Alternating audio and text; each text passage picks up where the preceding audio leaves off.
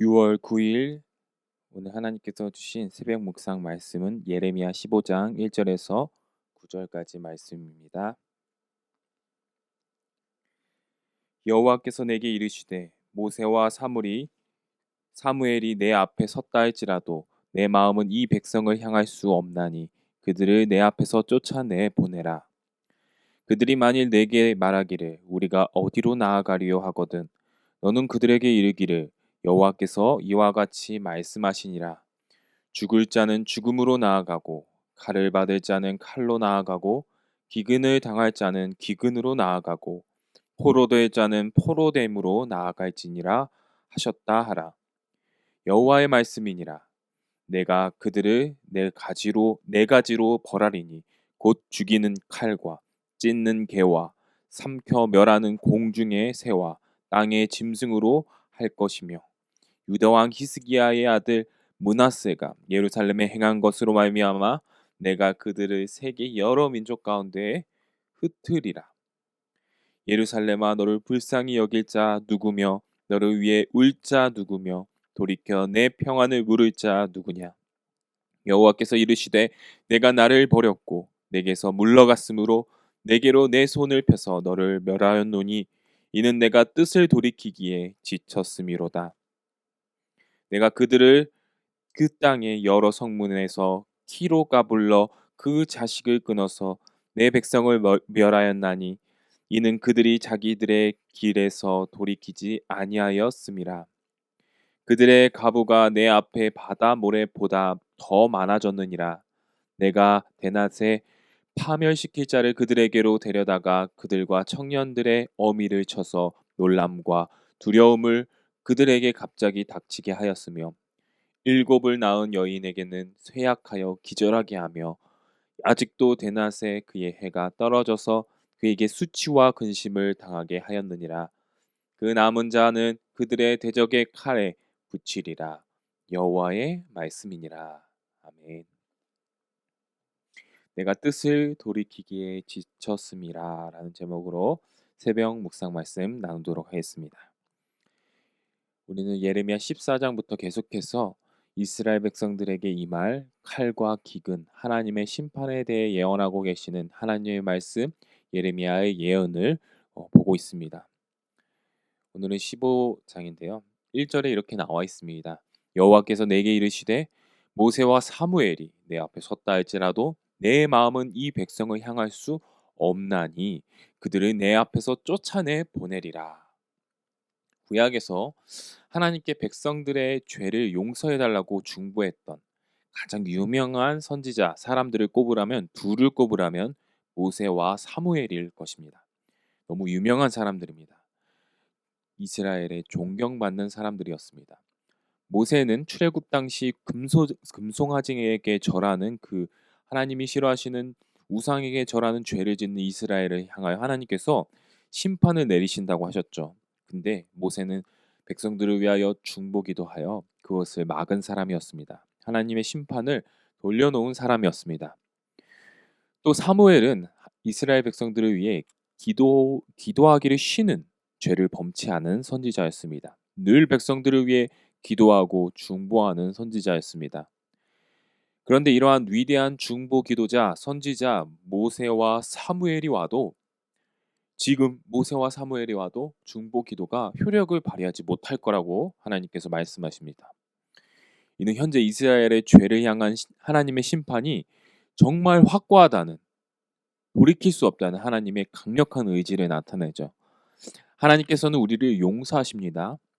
그러나 반복되는 죄와 우리의 완악한 고집에 대해서는 그것이 한계가 있다는 사실입니다. 하나님께서는 인내하시지 않으시고 그것이 돌이켜지지 않는다면 심판하실 것입니다. 1절 끝에서 하나님께서는 이스라엘을 쫓아내보낼 것이라고 말씀하시는데요. 2절에서는 이스라엘이 하나님께서 쫓아내신다고 하니까 철없이 이렇게 말합니다. 우리가 어디로 나아가리요? 우리가 어디로 나아갑니까? 그럼 하나님께서는 이렇게 철없이 대답하는 이스라엘 백성들에게 그들이 나아갈 곳은 네 가지 재앙이라고 단호하게 말씀하십니다. 첫째는 죽음이요, 둘째는 칼이요, 셋째는 기근이요, 넷째는 포로 생활입니다.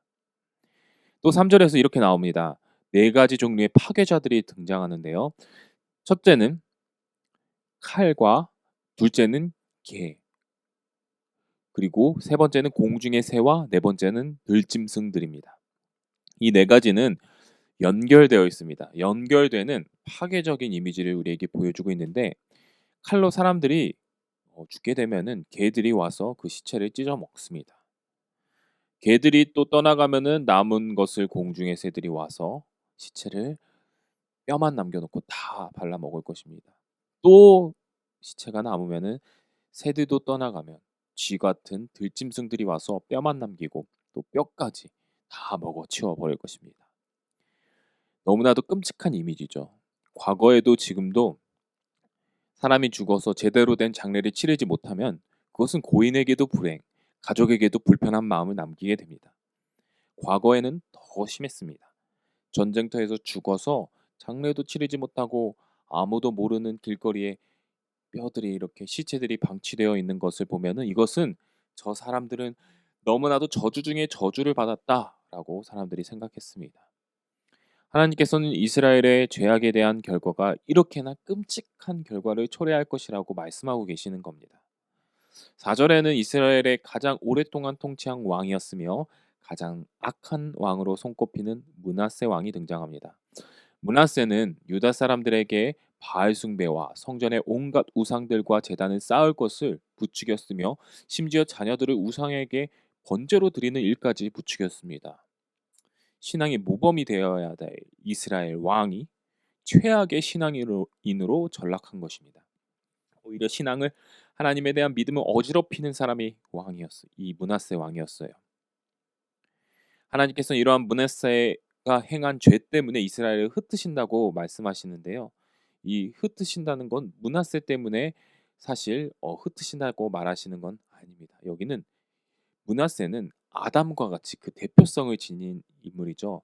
이스라엘의 최악의 왕, 죄의 모범, 하나님을 떠난 사람, 심판받아 마땅한 사람의 대표성으로 므낫세 왕을 말하고 있는 것입니다. 지금 이스라엘 지도자들, 현재 이스라엘 지도자들은 백성들은 므낫세와 똑같은 길을 걷고 있다는 것이죠. 그러므로 하나님께서는 므낫세가 아니라 현재 이스라엘의 죄 때문에 이스라엘이 칼과 기근과 개와 공중의 짐승과 포로로 잡혀가는 저주를 하나님의 심판을 받게 될 수밖에 없다. 피할 수 없다라고 설명하고 있는 것이죠. 5절에 하나님께서 너를 불쌍히 여길 자가 누굴까? 이렇게 질문을 하고 계십니다. 이 말은 이제 이스라엘은 아무에게도 도움받지 못할 것이라고 또 그 누구에게도 평안을 얻을 수 없다고 말씀하시는 거예요. 이리저리 붙어도 어떤 나라를 가도 도와달라고 해도 도와줄 자가 없고 평안을 줄 자가 없습니다. 오직 하나님 외에는 진정한 평안을 줄 수 있는 이가 없기 때문입니다. 하나님을 떠난 이스라엘 이제 그 평안 결코 얻을 수 없을 것입니다. 6절에 이렇게 나와 있습니다. 여호와께서 이르시되 내가 나를 버렸고 내게서 물러갔으므로 내게로 내 손을 펴서 너를 멸하였노니 이는 내가 뜻을 돌이키기에 지쳤음이로다. 이스라엘 백성들은 하나님을 버렸고 하나님에게서 마음이 떠났으므로 하나님께서는 이제 더 이상 그들에게 도움과 축복과 평강과 평안을 주실 수 없다고 말씀하십니다. 자기 하나님 여호와께 외면당하는 이스라엘 백성들의 모습입니다. 그리고 세상 그 누구에게도 도움을 받지 못하고 하나님께서는 오히려 이 그 세상의 모든 나라들과 그 강대국들로 심판의 도구를 삼아서 이스라엘을 멸할 것이라고 너무 단호하게 잔인하게 말씀하시는 것 같습니다. 그러면서 하나님께서는 끝에 이렇게 말씀하시죠. 내가 뜻을 돌이키기에 지쳤음이로다. 하나님께서 지쳤다고 말씀하십니다. 하나님께서 지치시는 분이 아닌데 내가 지쳤다 너희 때문에 라고 말하시는 것은 이스라엘을 향한 그 마음이 얼마나 힘들고 어려웠는지 마음 아팠는지 그것을 우리에게 말해주고 있습니다. 사랑하는 연희교회 성도 여러분, 우리 하나님께서 오래 참으시는 분이시지만 그것이 무한정 참으시는 인내를 가지신 분이라고 생각하시지 않는 저와 여러분 되시기 바랍니다. 의인이면서도 여전히 우리는 죄된 모습을 가지고 오늘 이 땅을 살아가는 우리 그리스도인들은 이 사실을 명심하고 기억해야 합니다. 하나님께서 오래 참으시지는 않는다는 것. 미국의 영적 각성을 이끌었던 조나단 에드워즈 목사님은 그의 유명한 설교에서 이렇게 말씀하셨습니다. 이 시대를 살아가고 있는 많은 죄인들, 저와 여러분의 모습은 활활 타오르고 있는 성난 하나님의 불꽃 위에 거미줄을 매달고 그곳에서 버티고 있는 거미와도 같습니다. 지옥의 불길은 지금 우리 바로 밑에서 활활 타오르고 있습니다. 당신이 지난밤에 지옥에 가지 않고 다시 눈을 뜬 것, 당신이 지금 건강하게 다시 살아갈 수 있는 것, 지금 당신의 죄악된 태도, 사악한 태도에도 불구하고 하나님의 집에 앉아 엄숙한 태도로 예배를 드릴 수 있는 것은 하나님의 손이 당신을 붙들고 계시기 때문에 라고밖에 설명할 수 없습니다. 그러나 하나님께서 그 손을 놓기만 하신다면, 한순간이라도 놓기만 하신다면 여러분은 거미가 아무리 거미줄을 촘촘히 이어놓아도 바위가 떨어지면 모든 것이 아래로 불구덩이로 떨어지듯이 당신은 활활 타오르는 지옥의 불길로 순식간에 떨어지게 될 것입니다. 이 설교를 하자 수많은 청중들이 바닥에 배를 잡고 구르면서 심한 고통을 느끼면서 얼굴이 사색이 되면서 자신의 죄를 자복하고 우리가 어떻게 해야 구원을 받으리까 라며 예수 그리스도를 다시 한번 받아들이는 회개하는 놀라운 부흥의 역사가 이때 미국에서 일어났다고 합니다. 사랑하는 연희교회 성도 여러분, 하나님께서 나를 향하여 지금도 오래 참고 계시는 죄악의 모습들이 있다는 사실을 나 자신을 돌아볼 줄 아는 저와 여러분 되시길 바랍니다. 그리하여 그 죄를 하나님께 자복하고 이제 더 이상 하나님께서 참으시지 않는다 생각하고 당장 하나님께로 돌아와 심판을 면하고 예수 그리스도의 보혈로 죄 사함을 받아 하나님의 축복의 길을 걷게 되는, 회복의 길을 걷게 되는 저와 여러분, 우리 모든 연희교회 성도님들 되시기를 주님의 이름으로 간절히 소망합니다. 다 함께 기도하시겠습니다. 하나님, 지금도 우리를 향하여 참고 계시는 줄 믿습니다. 오래 참으시는 하나님이시지만 그 오래 참음이 우리의 죄에 대하여 그 죄가 무한정 참으시는 하나님이 아니신 줄 믿습니다. 하나님은 공의의 하나님이십니다. 심판의 하나님이십니다. 우리의 죄를 가만히 내버려 두시지 않는 하나님이십니다. 우리가 지금도 하나님의 그 활활 타오르는 분노, 그 바로 위에서 하나님의 손에 붙들림 당하고 있는 존재임을 잊지 않도록 도와주시옵소서. 그리하여 우리가 우리의 생각, 우리의 모든 마음, 행동, 죄로 물들였다면 하나님, 우리가 하나님께 돌이키는 역사가 일어날 수 있도록 도와주시옵소서. 지금 하나님께서 참고 계시는 그 신앙의 골든 타임을 놓치지 않는 우리 모든 연희교회 성도님들, 그리하여 예수 그리스도의 보혈로 회복과 축복의 길을 다시 한번 걷게 되는 우리 연희교회 될 수 있도록 주님 인도하여 주시옵소서. 감사드리오며 예수님의 이름으로 기도드립니다. 아멘. 자막을 보고 함께 기도하겠습니다. 하나님께서 인내하시는 동안에 신속하게 죄에서 떠나는 우리가 되게 해달라고. 두 번째, 나라와 민족과 교회를 위한 기도. 코로나19의 조속적인 종식과 교회와 모든 성도들의 안전을 위해서 백신 접종이 안전하게 이루어져서 효과가 잘 발휘될 수 있도록. 세 번째, 담임 목사님을 위한 기도. 우리 박재훈 담임 목사님께서 하나님의 은혜와 능력과 성령이 충만하여 연희교회를 잘 이끌어 나갈 수 있도록 인도해 달라고. 성도님들도 담임 목사님을 위해 기도하고 한마음 한뜻이 되게 해달라고. 네 번째, 김철우 김현희 선교사님 순회 선교단 사역과 또 이제 출산을 앞두고 계십니다. 하나님 건강한 출산이 될 수 있도록 기도해 주시기 바랍니다. 그리고 김철우 선교사님도 몸이 많이 안 좋으십니다. 회복을 위해서 기도해 주시기 바랍니다. 우리 이시윤 어린이 모야모야병으로 지금 많이 어려움 가운데 있습니다.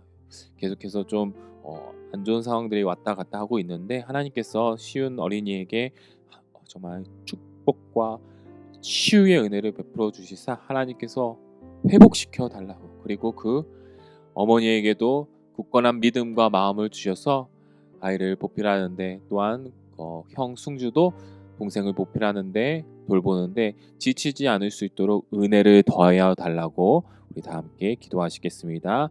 우리 다 함께 기도하시겠습니다.